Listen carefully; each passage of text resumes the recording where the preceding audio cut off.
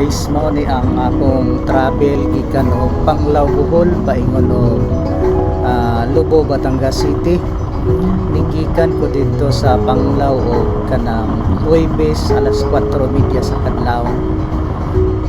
Alicia area na ni landag na gamay kay landag gamay landag na gyud nya naapatay ka gukod gamay nga papawa sa Antok T-Max 530 CRF rally raman nga puha tapra punta og 137 km/h kay maora po'y power maora kabuga sa akong motor.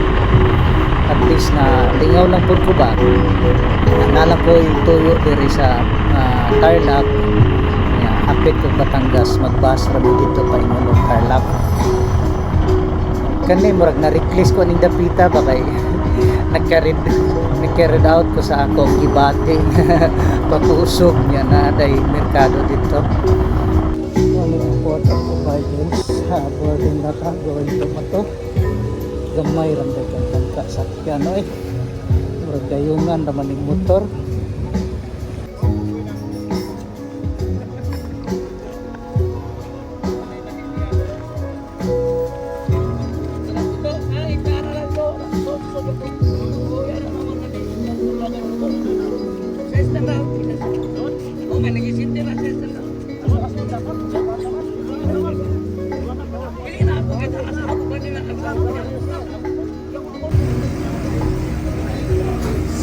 Mauni ang suot sa bangka gamay ra gid siya umang ko kibawod na Pasko o kanang 7:30 nga biyahe na first trip mainly for passengers ra ni siya mauna alsa lang ang motor lang tayo ng power sa biyahe kay Gabay malun kay pagkakot direct kalangkod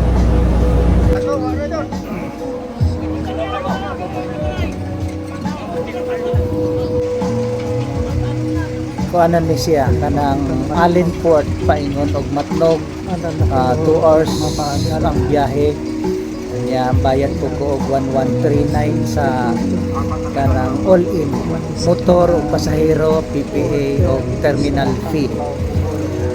Sa una ban may ang kuntig sakay og motor karon magmotor na lang ko natig sakay og barko di ay nya karon motor na lang.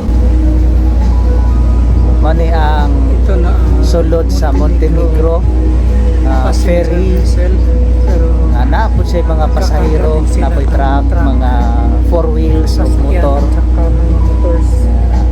dito na ko natulog sa kuan sa Matnog although gabi na kita na lang ko tulganan dito nakamuot pagyud kay ang akong bed and breakfast walay GCash dili mo dawat og kanang credit card maamihangyo lang ko bilin akong cellphone matulog sa ako una kani siya mo cross na ni siya og San Juanico Bridge one lane siya pagkakaron kay weak na daw ang bridge aga problema kog asa ko agi hinig uli gapuli-puli raman di ay so traffic kay dito sa unahan wala ko makapalupad og drone kay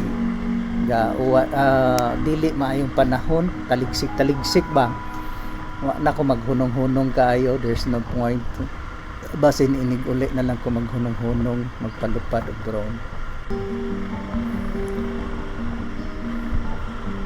Nindot ni siya sa gabi napaluparan na nako nag drone nga naay suga gyud ba ambot og naa pa ba kaha I think naa pa gihapon that was a year ago actually murag diha man toy issue ani nga tulay nga pagka dugay sa panahon karon lang gyud nila ni gihimong kuan ba kanang bawal ang mga truck ikarga nga tibay pa man daw unta ni ambot og unsa pay rason nila nga di pagianog dagko basin pod og gilaylay na ni panghawid ba ay tayan baya pod bakal baya lang kuan main kuan diha gadaog kusog ba sa tulay. Akong hinumduman sa history ni ambak si Dante Barona ani nga tulay ba. I cannot remember the date, pero siya stand nga ni ambak siya dire nabuhay man po.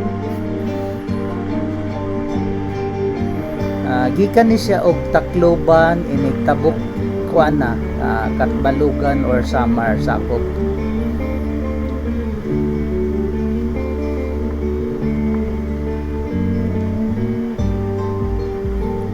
Okay ra gyud kaayo ang kuan travel ani nako. First day ni nako 600 kilometers nya, ang ikaduhang adlaw 500, mga 12 hours kung ga-drive ani. Pag ikaduhang adlaw 11 hours. Kaon ra og karga gasolina ang pahuway, solo flight. Naalang ko itoyo mo nang napugos ko biyahe sagol suroy na god pod. Naguli nako murag kasuroy-suroy ko maayo og nindot ang panahon. Ay mag-up na po ko'y abson ini guli.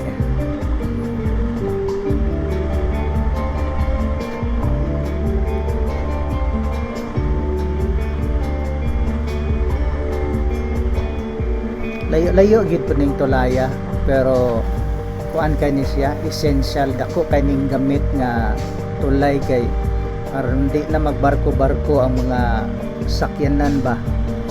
Kung wala pa ni nga tulay ang biyahe sa Mindanao ug Bohol, kaduha mo katulo sa Bohol mo sakay og barko, pero sa Mindanao kay una Matnog to Allen unya naapod dito sa Leyte Pengog Surigao. Tungod aning tulay duha na lang ang pamindanao.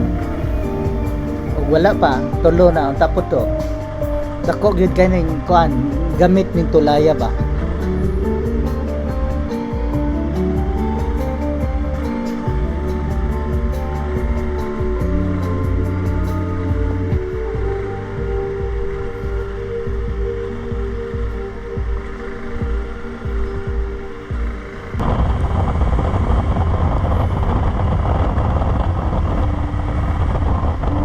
Balugan Kalbayog area na guys. Daghan ko kay roadwork ano nya lubak pod mao na nga nalangay gamay ang biyahe kay perting lubaka nya daghan kay roadworks. Hunong-hunong gyud bintaha lang ang motor kay dali ra makasingit ba di gyud mupila og taas kaayo.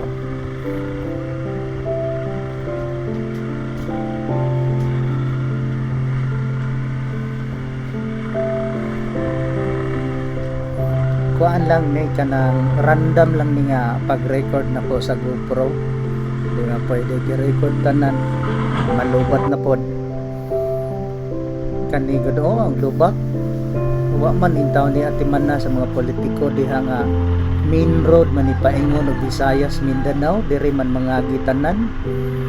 Nga lubak kaayo unsaon man nimo pagpakusog og dagan nga na ang kalsada.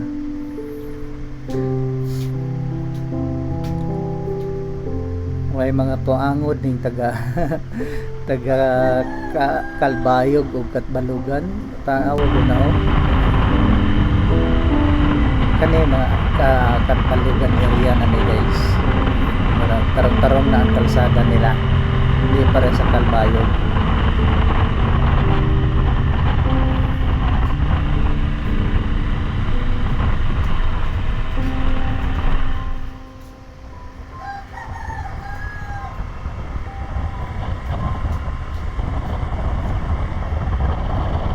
Nunca se baila de la que está sola, de la montaña con sus amigas besando el dólar. Me dice que será lo que me enamora. La conozco bien, es una experta rompiendo el cola. Ella es peligrosa, una bomba nuclear. Ese está a punto de estallar. Ya dispara. Kane kanang Lubo Batangas Road na ni siya. I'm nearly in Talahib Pandayan. sakto ra pod nga nakaabot ko nganing orasa. Niabot ko 6 PM pero ang ETA sa Waze 9:30 PM. Gipaningkamutan gyud ako masayo-sayo kay lisod og ngit-ngit na niya. Kaulan no na pod. Igo ra gyud nakaabot ko diri sa Talahit Pandayan na kusog na kaayo og ulan. Chill ko ani kay kurbadaon kanunay anya kanang ambugon pod ba. May pa tong subidaon kay sa muambog. Dali ra ka makakontrol sa subida ug ambugon gud kay kuan ka sa gravity ba. Musamot ka kusog imong dagan ang imong pressure. Mo na nga safety lang gyud ko kanunay. May nang maniguro ta makaabot ba. I've got nothing to prove naman.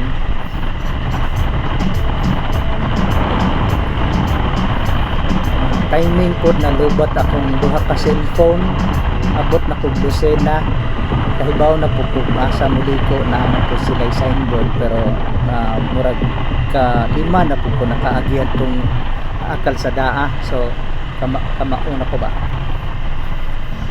doon na ni sa lubog. Sige na akong biyahe ni sa una katong sniper pa akong gamit. Kaloyan gyud ko sa Ginoo kay sa duha ka adlaw na kong biyahe kadali ra ni Oan na humod lang ko gamay pero the rest nga 12 hours ang first day, 11 hours ang second day drive. Uga na ang kalsada mostly, may mga part na basa pero okay ra kayo. Salamat sa Ginoo sa pag-amping sa akong biyahe. Thank you for watching guys. Please subscribe to my channel and please like, share or follow for more. Please press the bell button as well so you would get notified kung naan ako'y bagong video nga na-upload. Thank you for watching once again.